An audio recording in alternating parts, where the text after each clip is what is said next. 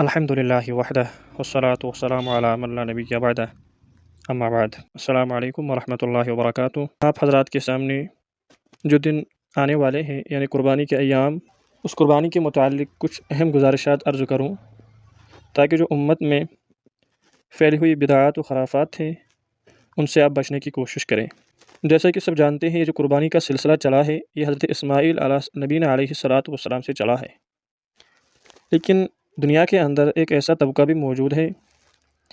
جو حضرت اسماعیل علیہ نبینا علیہ الصلاۃ والسلام کو ذبیح اللہ نہیں مانتے، بلکہ حضرت اسحاق علیہ نبینا علیہ الصلاۃ والسلام کو ذبیح اللہ مانتے ہیں۔ لیکن مفسرین کرام کی رائے یہی ہے کہ اصل میں ذبیح اللہ حضرت اسماعیل علیہ نبی علیہ الصلاۃ والسلام ہی تھے،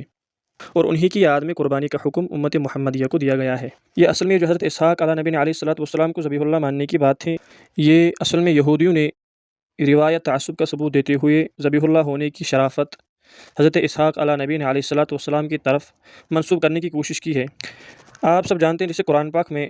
23 پارے کے اندر سورہ صافات میں حضرت اسماعیل علیہ نبی علیہ الصلاۃ والسلام کی بشارت سنائی ہے، پھر اس کے بعد اس قربانی کا تذکرہ ہے،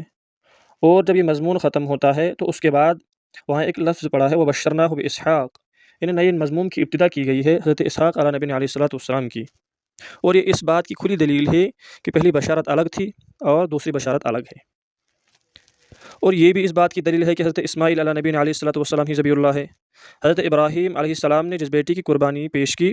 وہ اکلوتے بیٹے تھے، اور یہ بات اسی وقت درست ہو سکتی ہے جبکہ ہم حضرت اسماعیل علیہ نبی علیہ الصلاۃ والسلام کو ہی ذبیح اللہ مانا جائے، کیونکہ حضرت اسماعیل علیہ نبی علیہ الصلاۃ والسلام کی پیدائش ہوئی اور اس کے بعد 13 یا 14 سال بعد حضرت اسحاق علیہ نبی علیہ الصلاۃ والسلام پیدا ہوئے۔ اور یہ جو قربانی کا سلسلہ ہے اسلام کے اندر اس قربانی کا بہت رتبہ ہے، جیسا کہ حضرت ابراہیم علیہ نبی علیہ الصلاۃ والسلام کا واقعہ آپ سب نے پڑھا ہوگا، اور نبی علیہ الصلاۃ والسلام نے بھی اس قربانی کے متعلق وہ تنبیہ کرتے ہوئے فرمایا من وجد سعة لأن يضحي فلا يضحي فلا يحضر مصلانا۔ نبی علیہ الصلاۃ والسلام نے فرمایا جو آدمی قربانی کی گنجائش رکھنے کے باوجود قربانی نہ کرے تو ہماری عیدگاہ پر نہ آئے۔ اس سے معلوم ہوگا کہ جس شخص کو قربانی کی وسعت ہو اور پھر بھی وہ یہ قربانی نہ کرے تو اللہ کے یہاں بہت گناہ گار ہوگا۔ اس قربانی کے سلسلے میں ہم اس کی اہمیت اس اندازے سے جان سکتے ہیں کہ جو قربانی کے دن ہے ایام ہیں اللہ کے یہاں یہ بہت محبوب ہے، اور ان دنوں میں قربانی کے علاوہ کوئی اور عبادت اتنی فضیلت نہیں رکھتی جتنی قربانی رکھتی ہے، جیسا کہ حضرت عائشہ صدیقہ رضی اللہ تعالیٰ عنہ بیان کرتی ہیں کہ اللہ کے رسول صلی اللہ علیہ وسلم نے فرمایا قربانی کے دن میں کوئی عمل اللہ تعالیٰ کو خون بہانے سے زیادہ پسندیدہ نہیں ہے،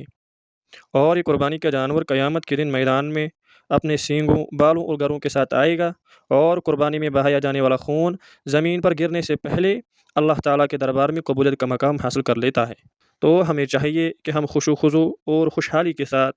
اس قربانی کو سر انجام دیں۔ وآخر دعوانا الحمدللہ رب العالمین۔